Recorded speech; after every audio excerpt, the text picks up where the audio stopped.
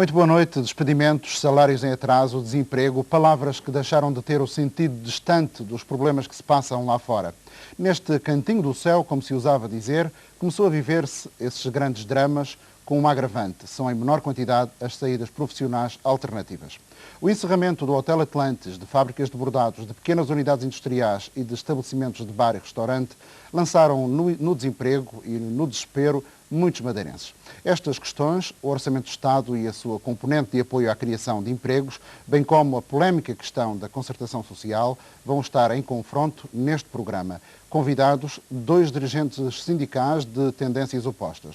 Ricardo Freitas, da UGT, União Geral de Trabalhadores, e Guida Vieira, do Sindicato dos Bordados e membro do Conselho Nacional da CGTP. Muito boa noite, Guida Vieira.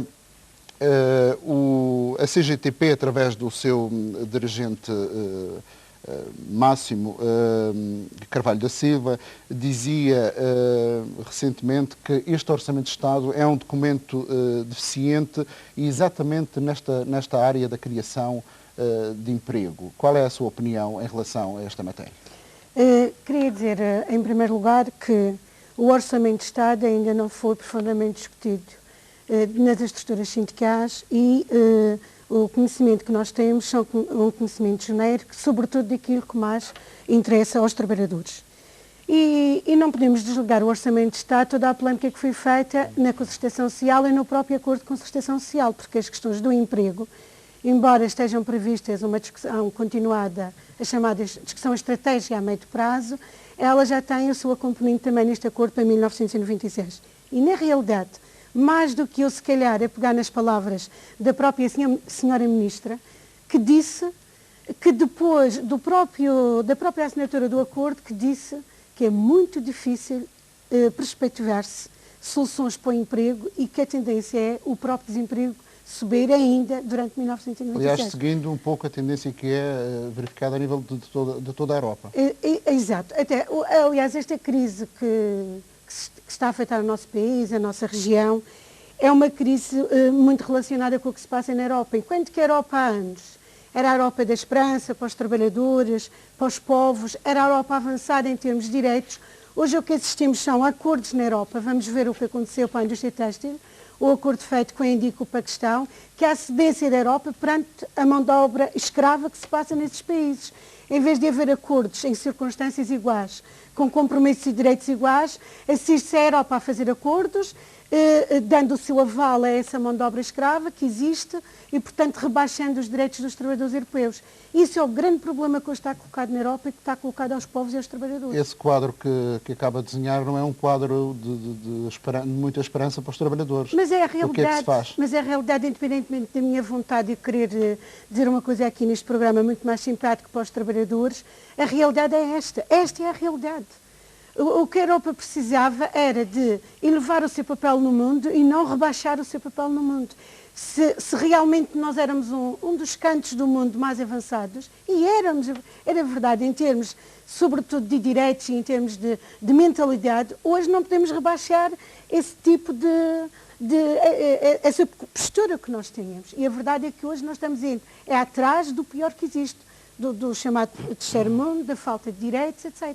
Guida Vieira, eu penso que este é o grande problema que está colocado a nível mundial. Não é um problema nosso, é um problema de toda a humanidade e todo o mundo. Voltando aos problemas mais concretos da economia do nosso país, portanto, e apesar de ter dito que o Orçamento de Estado não é uma matéria que domine ao pormenor, sabe com certeza que o documento vai ser viabilizado com, ao que tudo indica, com o apoio do CDS. Acha que isto é mau para um governo socialista ceder perante um partido de direita? Eu acho que um partido que ganhou as eleições devia tentar que o seu orçamento fosse aprovado por mérito próprio e não por cedências, nomeadamente ao PP, que é um partido de direita. Mas não tem votos para que lhe Agora, o grande problema está colocado ao Orçamento de Estado, na minha opinião, na opinião da CGTP e acho que a opinião da maioria dos trabalhadores, não é o apoio do PP ou o apoio dos deputados da matéria, que também é uma hipótese que se coloca, que é se o Orçamento ou se o Governo PS ceder aos 28 milhões que o Governo Regional quer como empréstimo, portanto como aval para empréstimo, os deputados regionais poderem vir a votar a favor ou se abster. E isso era uma maneira de deixar passar o orçamento. Não está colocado só o PP, também está colocado essa hipótese. E acho que é uma hipótese que até, por aquilo que eu tenho lido e acompanhado, uma hipótese bem real. Para si o que é que era melhor? Era o orçamento passar com os votos da Madeira ou com os votos do PP? Acho que se o orçamento passasse com os votos da Madeira, a Madeira teria que assumir uma postura e uma responsabilidade nessa decisão. Se aí compete a quem der o aval a discutir. Agora, neste orçamento há várias coisas que me preocupam. Por exemplo, vamos aos escalões do IRS e às isenções propostas. É incrível que este orçamento, quem ganha o salário mínimo, tenha que pagar 2% de IRS. Enquanto que nos outros orçamentos a isenção, a taxa mínima ficava no salário mínimo.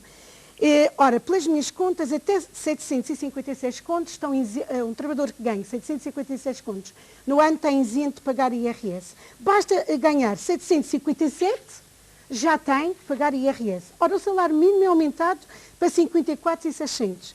Quer dizer que um trabalhador que ganha 54.100 já paga 2% de IRS. Ora, isto ainda piora a situação em relação a situações anteriores. Por exemplo, um trabalhador que ganha 63 contos e hoje é a média aqui na região, muitos trabalhadores ganham muito mais do que isto, já paga 4% de IRS. Porquê? Porque o escalão mínimo foi aumentado em 4,1%, enquanto a média acordada no acordo foi de 4,5% e os trabalhadores aqui na região têm tido média de 5%. Quer dizer, toda a gente vai ver o IRS agravado. Há trabalhadores, inclusive nos bordados, há trabalhadores que tiveram 5% de aumento e o escalão já lhe foi descontado mais 2% na taxa, porque a taxa é 2, 4, 6, 8, etc. Conclusão, metade do aumento dos trabalhadores está aí para o Estado. Isto é que é uma injustiça.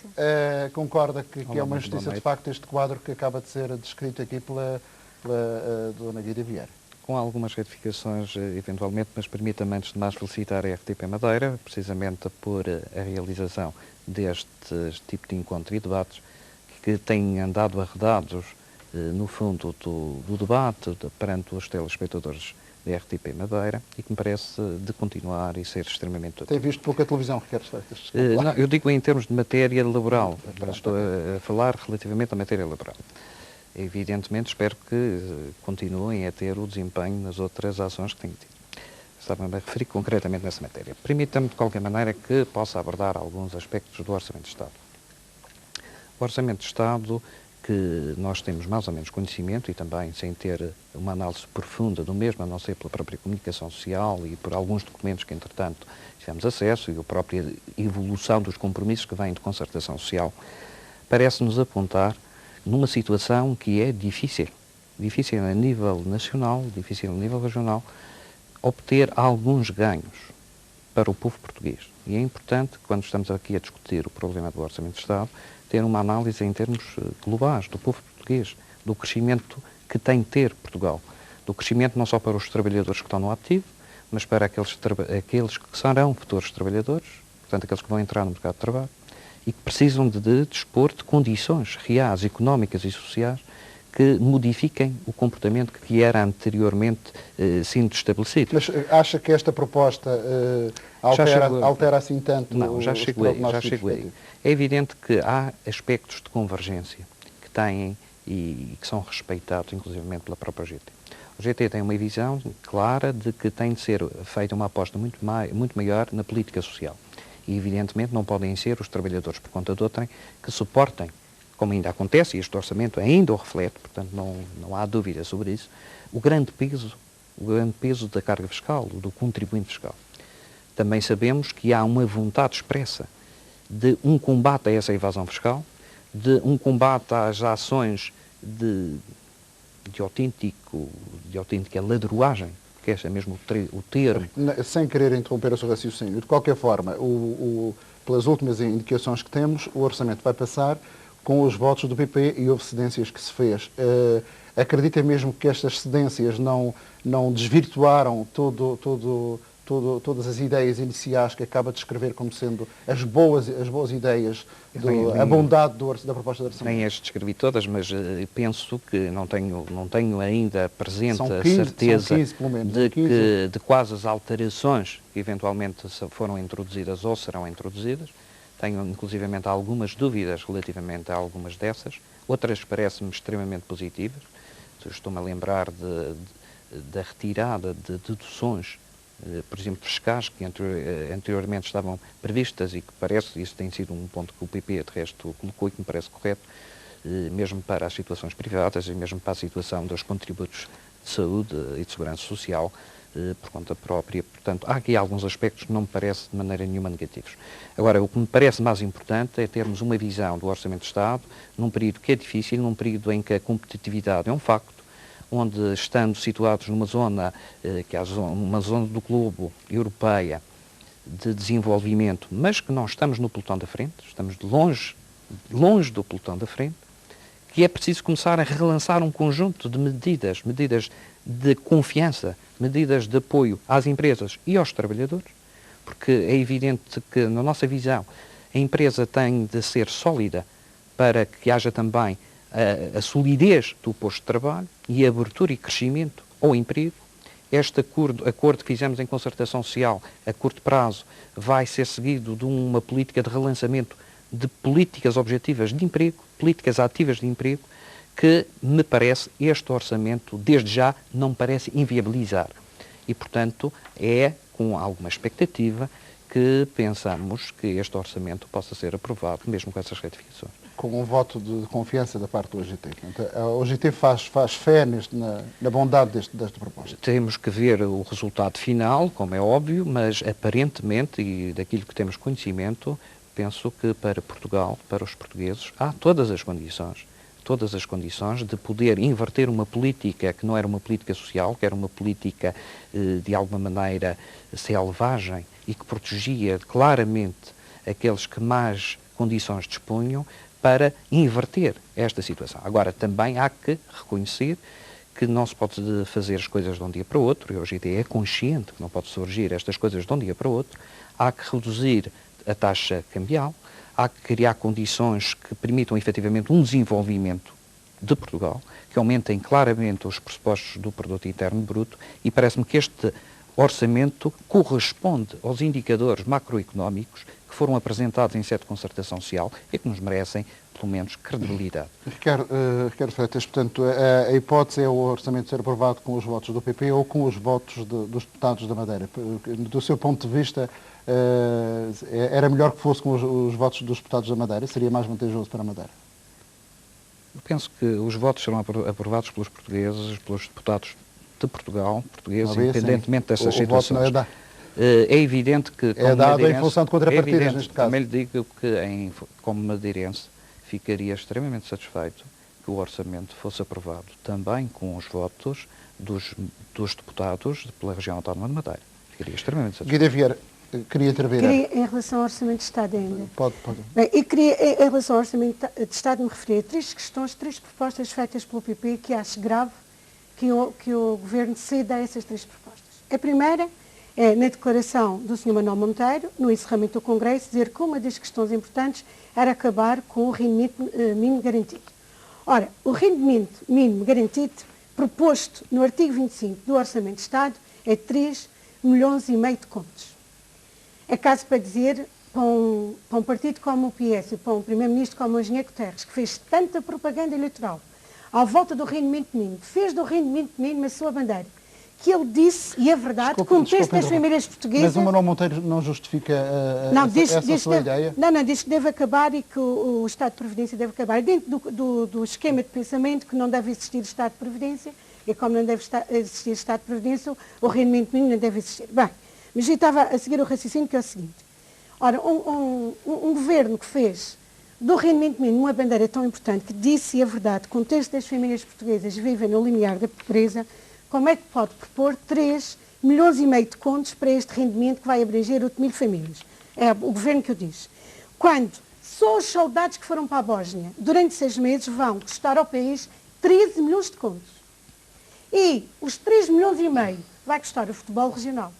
É caso para dizer que isto, quando se está na oposição, faz-se grandes promessas, mas depois quando chegamos ao governo, quando chegamos ao poder, aí vacilhamos muito.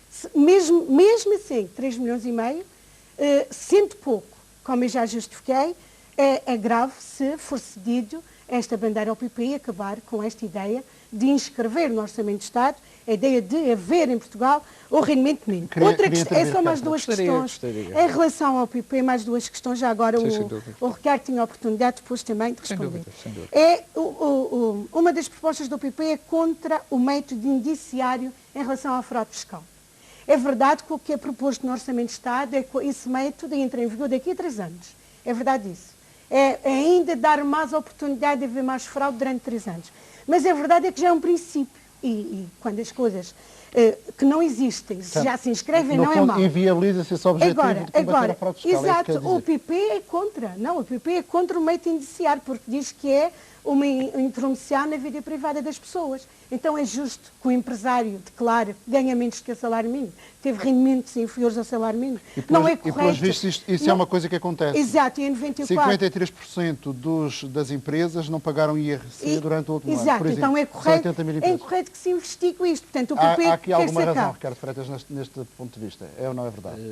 Há toda a razão, há uma fraude evidente de muitos empresários e de muitos profissionais liberais nessa matéria, o que já não há razão nenhuma e penso que aí é uma extrapolação e uma previsão completamente errada, suponho que não há dado nem suporte nenhum que coloque, e agora para os telespectadores quase poderia-se dar uma ideia que o rendimento mínimo garantido tinha ido ao ar.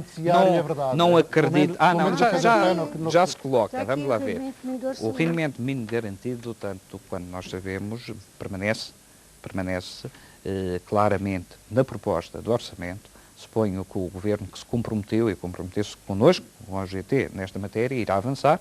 É, para mim, uma previsão errada da parte da Guida fazer essas coisas.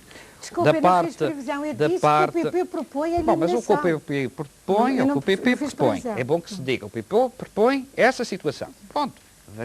O que nós sabemos é que, neste caso concreto, o Governo do Partido Socialista, e de resto, fazendo parte, inclusivamente, de um acordo, irá criar o rendimento mínimo garantido. Embora numa situação faseada, como também já referiste. Mas não se pode colocar as pessoas, não se pode agora dar uma informação que é errado. Todas as indicações que eu tenho é completamente errado, como se isto fosse um facto consumado, o rendimento mínimo garantido estava no caixote do lixo. Eu sei que não era bem essa a tua intenção, mas colocando a situação de que uma coisa é à vontade do PP, outra será a vontade do Governo e da maioria que eventualmente aprova o orçamento. Nós estamos convictos que o rendimento mínimo garantido continua. Relativamente à outra questão do método indiciário, também me parece que esta proposta do PP não é uma boa proposta. Também me parece que esta proposta, quando muito, poderá ser estudada, e acho isso até positivo que fosse estudada em termos futuros na própria concertação social. Porque é necessário fazer um combate claro à fraude fiscal. Este é um caminho. Há outros, não é o único caminho. Mas é também evidente que os trabalhadores não podem ficar aliados, arredados deste tipo de discussão. E nós queremos que esta discussão chegue também aos trabalhadores. Portanto, o que me parece é que nós não devemos falar em suposições, em coisas que neste momento nenhum de nós, infelizmente, porque o orçamento ainda está a ser discutido, pode ter elementos suficientes. Propostas, há muitas, haverá outras, vamos ver aos factos concretos. A proposta do Governo não era. Guida Vieira, gostava de lhe colocar uma outra questão. Aqui na Madeira, de facto, tal como eu referia no princípio, enfim, é uma questão que é do domínio público, começou-se a sentir, portanto, problemas com desemprego, o encerramento do Hotel Atlantis, nomeadamente é um deles, e várias situações em empresas ligadas ao setor de bordados, que é, enfim, aquele que domina, com certeza, com melhor à vontade. Portanto, começou-se a verificar situações de algum desespero e drama. Há uma ideia muito veiculada por analistas de economia que a queda do desemprego, portanto, as consequências das consolidações da economia só se verificam alguns anos depois. Há pouco desenhava um pouco um quadro negro, não acredita que esta regra, que este princípio venha a funcionar e que daqui até o final do século se consiga assistir a alguma recuperação económica e, enfim, desmistificar um pouco este quadro. Olha, Sr. Roquelino, é questão de dizer que vive hoje, vive agora e as pessoas também. E nós estamos a lutar e a trabalhar para quem vive hoje. Portanto, pensar, eu acho que é uma grande esperança para a humanidade, pensar que daqui a meio século, daqui a uns anos, isto vai melhorar. Agora, nós estamos a viver hoje, em 1996, e as pessoas comem, que pagam habitação, transporte, hoje. E hoje está uma situação má. E o mais grave, e aqui na nossa região é uma questão, e a pena que não esteja hoje aqui neste debate uma pessoa do Governo, porque mais do que estar a discutir com o Ricardo aqui, porque no fundo, independentemente das nossas divergências, somos dois sindicalistas, cada um com o seu pensamento, era muito melhor se tivéssemos aqui um interlocutor com responsabilidade governativa. Mas neste caso precisava de alguém do Governo para quê? Exato. Então para quê?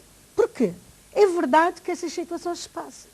Mas aqui, o grande problema que está colocado na região é que não há fiscalização a funcionar. Será que todas as empresas que fecharam ou que estão em vias de fechar é só porque existe uma situação de crise? Não existem ilegalidades das próprias empresas que deviam ser bem fiscalizadas? Se uma inspeção de trabalho funcionasse e atuasse em cima do acontecimento, quando se dá a ilegalidade, não poderia ser uma maneira de, entre aspas, assustar as outras empresas para não lhes seguir as pisadas? Mas está-se a dar o inverso. Uma empresa não paga salários quando devia pagar. Os sindicatos ou os trabalhadores reclamam a intervenção da inspeção. A inspeção normalmente vai 15 dias depois. Na maior parte das vezes, entretanto, os trabalhadores já receberam o salário porque o sindicato pressionou, porque os trabalhadores pressionaram. Mas acabaram por receber muitas vezes com 15 dias de atraso os salários. E a resposta que nós recebemos é um ofício pomposo assinado pelo Sr. Inspetor de Trabalho. Fomos à empresa e a empresa já tinha pago os salários. Isto é ridículo. Isto não é um Estado de Direito. O Estado de Direito não é isso. O Estado de Direito é assim. A lei diz o salário deve ser pago no último dia útil de cada mês. É assim que diz a lei. A empresa não atua assim. No outro dia a seguir começa a contar juros. Se houvesse este tipo de atuação e se a inspeção tivesse em cima, iria ser uma forma de incentivar a não haver as ilegalidades. A verdade é que, não, é que este é o comportamento. Então, enquanto que era uma, duas empresas a fazer isto, hoje quase está generalizado, não só nos bordados, em quase todos os setores de atividade, está-se a generalizar perigosamente o não pagamento de salário no fim do mês. E hoje, muitos trabalhadores que com certeza vão-nos acompanhar neste debate, sabem que eu estou a dizer a verdade. Muitos trabalhadores chegam ao fim do mês, não sabem se têm dinheiro para o passe, não sabem se têm dinheiro no dia 8 para pagar a casa, etc, etc. Isto é que é grave. A função do sindicato é, obviamente, uma delas é denunciar publicamente, que é o que está a fazer e que tem feito ultimamente. Agora, esse é o único meio que os sindicatos dispõem a denunciar essa situação? Na sociedade que a gente vive, os poderes estão repartidos. Eu tenho dito várias vezes, e vou ter a oportunidade de dizer mais uma vez, aos sindicatos compete vigiar pelo cumprimento da lei e pelo cumprimento dos contratos.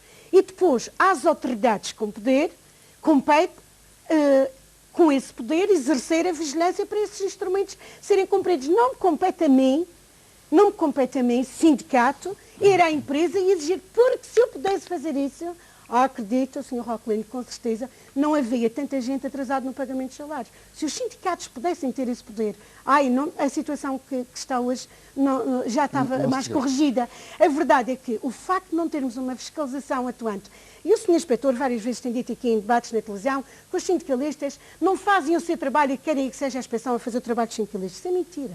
Não é verdade. Os sindicalistas têm a sua função e a função dos sindicalistas também está limitada pelos poderes que a sociedade, que a lei sindical, que a sociedade em que a gente vive, também estabelece poderes para cada uma das partes. E a verdade é que a outra parte não está a intervir, exercendo os poderes que tem, que a lei lhe dá, que o poder lhe dá, e está incentivando a que as ilegalidades sejam realmente cada vez maiores. Ricardo Freitas, há falta de poder de intervenção por parte dos sindicatos? Há muita falta de poder. Eu comungo de resto aquilo que a Guida aqui referia, é um facto. Agora também teremos 2 ou 3 aspectos um pouco diferentes da análise. Esta situação económica que nós estamos a viver tem originado aquilo que a Guida referiu. O papel dos sindicatos tem de ser alterado. Temos de ter outro comportamento, outra visão. Porque o mundo hoje está a 2 passos. A internet liga-nos a qualquer lado. O trabalho domiciliar começa a crescer em alguns sectores. A Guida sabe melhor que ninguém. Em alguns casos, aqui não, noutros aspectos. Portanto, há uma completa transformação. Uma completa transformação da sociedade. Há uma revolução. E os sindicatos têm também de acompanhar. É evidente que os papéis dos sindicatos eu vejo um pouco ainda mais alargado que aqueles que a Guida aqui referiu. Alargado em que sentido? Eu penso que nós temos outros instrumentos que temos que utilizar. Um deles é a concertação. Para mim é inaceitável que os sindicatos, e neste caso com o papel do Governo Regional, que tem sido claramente contra a concertação em termos regionais, com as dificuldades que nós sabemos que existem de resposta da inspeção, do Tribunal de Trabalho, etc., que também traduzem as questões que há pouco foram referidas e que eu comungo. Penso que temos que ter uma visão completamente diferente. Isto não pode circunscrever-se no futuro a uma relação somente bilateral. Temos que trazer a intervir nestas matérias outros agentes. E temos que criar um conjunto de ações interativas. É um pouco sair do modelo da ação sindical, Sim, em que claro. a empresa é o polo de todos os conflitos, do conflito entre empregados e empregadores, e é assim, Sim, é só que se temos resolve. que sair claramente desse âmbito e temos que entrar com a força de todos nós nas discussões de alteração, em alguns casos de matéria legislativa, em alguns casos de acompanhamento. Não há um observatório de emprego aqui na região, não há clubes de emprego, não há unidades de integração na vida ativa, não há mecanismos de correção atempada destas situações que aqui foram denunciadas e que podem ser criadas. Não, seria um órgão, por exemplo, que poderia coexistir num Conselho Económico e Social Regional, através de uma Comissão Permanente de Concertação Social, em que fiscalizava com a ação dos sindicatos, de uma forma, mesmo que não fosse imperativa, claramente nas denúncias, no acompanhamento, na informação. Os sindicatos hoje estão arredados de informação, porque muitas vezes a informação não nos chega. Há intimidação junto dos trabalhadores por parte de imensos empresários, de forma abusiva, e que se traduz na pior das situações. Abusos de horários de trabalho às dezenas, não pagamentos de salários, horas extraordinárias, suplementos, etc., é conhecido de todos, mas a possibilidade, por exemplo, do sindicato denunciar como sindicato, substituindo-se ao trabalhador, não há. E tínhamos que ter essa possibilidade de ser o próprio sindicato a se substituir ao trabalhador em algumas ações. E não pode porquê? Em algumas ações não podem, tem de ser o próprio. Estamos a falar em termos globais. Portanto, temos também que criar condições, não só em termos legislativos, mas também de intervenção, e abrindo um quadro tripartido entre associações patronais, sindicais e o próprio Governo, toda esta política de fiscalização. Ora, os sindicatos hoje estão arrasados de discutir políticas de desenvolvimento regional, que são fundamentais para a gente saber se há criação de emprego, se não há criação de emprego, se vai haver uma aposta na inteligência, na formação profissional, na reconversão de sectores. Isso vai entroncar a criação ou não de um conselho, vai entroncar a necessidade de criar na Madeira um mecanismos que, social. Particularmente as centrais sindicais, possam intervir como centrais de sindicatos claramente na defesa dos interesses dos trabalhadores, que neste momento, pelo quadro vigente, na relação somente sindicato-seu associado, face às empresas, que são más empresas, regra geral, não são só as dificuldades económicas, nós temos maus empresários, é bom que se lhe diga. Muitas vezes vem-se para o público dizer, bem, os conhecimentos dos trabalhadores são muito baixos, as pessoas não têm capacidade, não têm qualificações para poder... Patrões, não temos Mas os patrões são bem piores. O que nós temos é patrões muitas vezes ricos e empresas falidas. E isso é alguma coisa estranha. Vamos continuar o debate, vamos falar exatamente de concertação social já a seguir. Vamos agora para um breve intervalo. Na segunda parte vamos falar do acordo de concertação social que opõe as duas centrais sindicais. Falaremos ainda de concertação social na Madeira. Até já.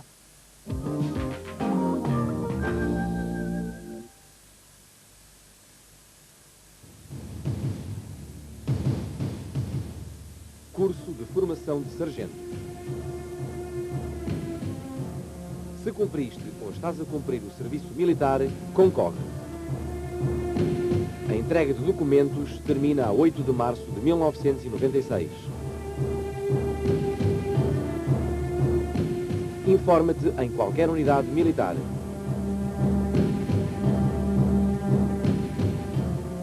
Sargento do Exército, uma profissão de futuro.